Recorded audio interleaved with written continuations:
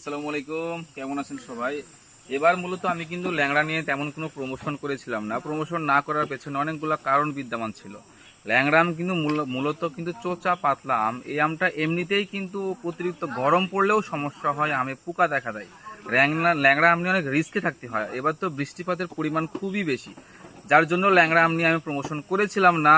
তারপরে ইচ্ছা ছিল ল্যাংড়া আম নিয়ে যদি ভালো আম পাই অবশ্যই কাজ করো। বাট আজকে বাগানে এসে মানে চিত্রটাই ভিন্ন দেখতেছি। প্রত্যেকটা আম আঁশ ফেটে গেছে, প্রত্যেকটা আম আঁশ ফাটা কালো, কি একটা অবস্থা।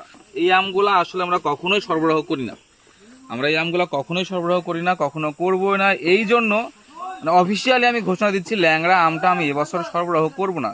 যেহেতু বাগান থেকে আমি আম সংগ্রহ করি, বাগান থেকে আম সরবরাহ করি, আর আম কিন্তু পাড়া হচ্ছে, নামানো হচ্ছে। এই আমগুলা কিন্তু আসলে আমাদের মতো যারা অনলাইন ব্যবসায় তারা নিবে না, এগুলো সব আড়তে চলে যাবে। আড়তে যাওয়ার পরে তারা স্প্রে করে তারা তাদের মতো করে বিক্রি করবে। তো এই বছর আমি আবারও বলতেছি, এই বছর অফিসিয়ালি ঘোষণা দিলাম, ল্যাংড়া আম নিয়ে আমি কোনো কাজ করবো না। আমের অবস্থা খুবই খারাপ, প্রত্যেকটা আম বাজে অবস্থা হয়ে আছে এবং প্রত্যেকটা আমে পোকা হবে। তো ভালো থাকবেন সবাই। আগামী কালকে থেকে আমরু পাইলাম শুরু করতেছি। আসসালামু আলাইকুম।